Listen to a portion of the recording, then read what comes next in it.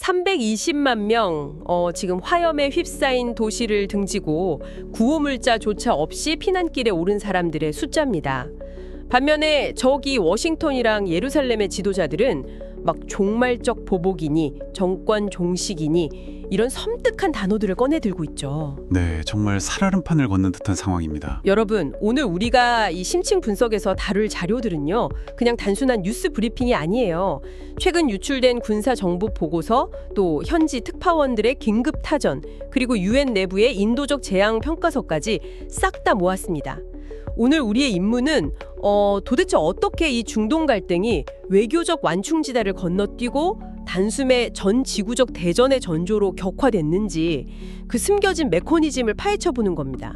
이번 자료들을 교차 검증해보면서 제가 가장 소름 돋았던 부분이요. 바로 그 수사의 극단적 인플레이션 현상입니다. 수사의 인플레이션이요? 그러니까 정치인들 말이 너무 거칠어졌다는 뜻인가요? 맞습니다. 그 도널드 트럼프 미 대통령이 이란의 드론 공격에 대해서 막 종말적 보복을 언급했잖아요. 그리고 베냐민 네타냐후 이스라엘 총리도 테헤란 심장부 타격, 그러니까 이란 지도부 제거를 아주 강하게 암시했고요. 아, 단순한 군사시설 파괴를 넘어섰다는 거네요. 그렇죠. 아예 체제 자체는 끝장내겠다는 아주 극단적인 신호를 보낸 겁니다. 근데 잠깐만요.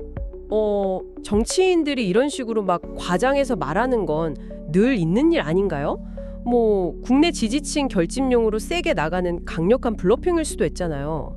이란 군사시설이 타격을 입은 건 팩트지만 이걸 진짜 지도부 암살이라는 실제 작전으로 해석하는 건 약간 비약 아닌가 싶기도 한데요. 평소 같은 외교전이라면 당연히 블러핑으로 볼 수 있죠. 하지만 지금 자료들이 공통적으로 지적하는 건요.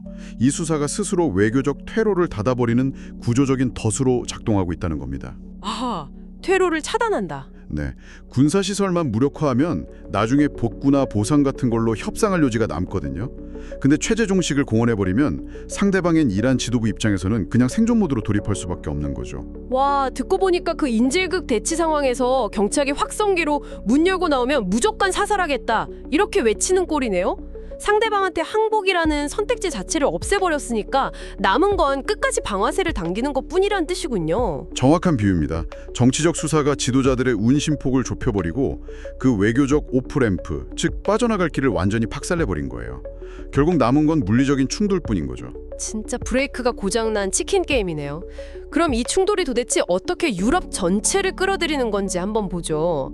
자료 보니까 이라크에서 프랑스군 사망사건이 터졌고 마크롱 대통령이 즉각 강력 대응을 천명했어요. 네, 이 부분이 아주 위험한 도미노의 시작점입니다. 근데 언론들은 여기서 막 나토, 그러니까 네이토, 자동 개입 명분을 이야기하던데 솔직히 나토 한장 5조늘은 유럽이랑 북대서양으로 지역적 한계가 명확하잖아요. 중동에서 벌어진 비극으로 나토 전체가 끌려간다는 건 메커니즘상 약간 무리수 아닙니까? 조약의 법리적인 해석만 놓고 보면 사실 그 말씀이 맞습니다. 북대서양 바퀴 공격이니까 5조가 바로 발동되진 않죠. 하지만 이 자료들이 시사하는 진짜 위협은 법이 아니라 정치적 인계철선입니다. 정치적 인계철선이요? 그러니까 건드리면 터진다는 그런 뜻인가요? 그렇죠.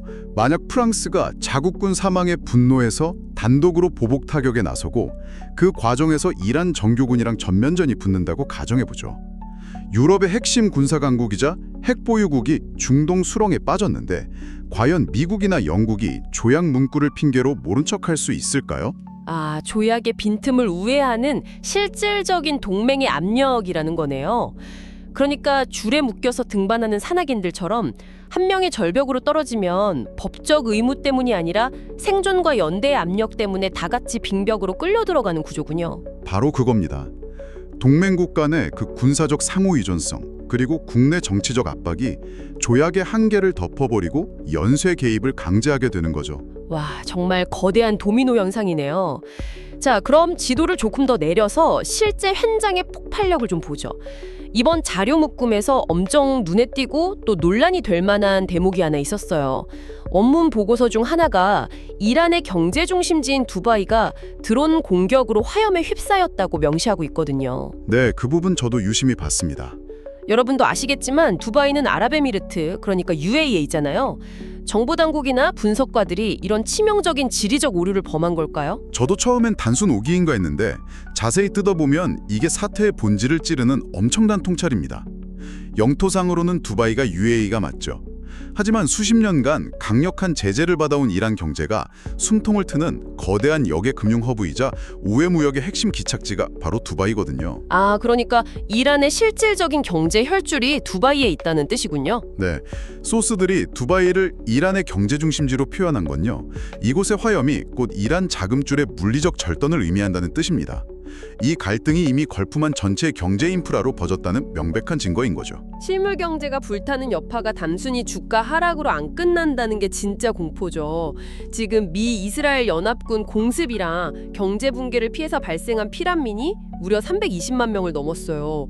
구호 물자는 턱없이 부족하고 유엔은 막 전염병이랑 기아를 경고하고 있고요.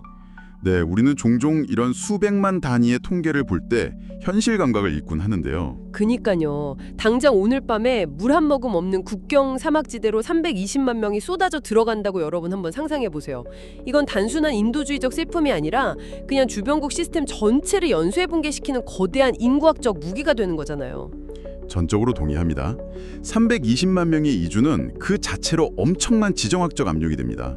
이웃 국가들은 체제 붕괴를 막으려고 당장 국경부터 폐쇄할 거고, 이는 결국 또 다른 폭동과 극단주의의 온상을 만들어내죠.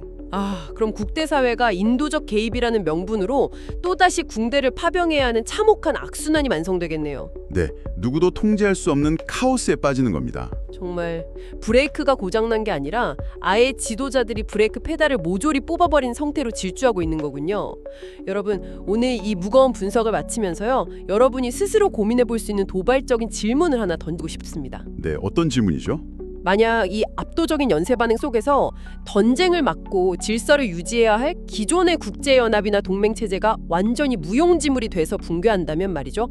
이 모든 것이 타버린 잿더미 위에서 전 세계는 과연 어떤 새롭고 냉혹한 질서를 강요받게 될까요?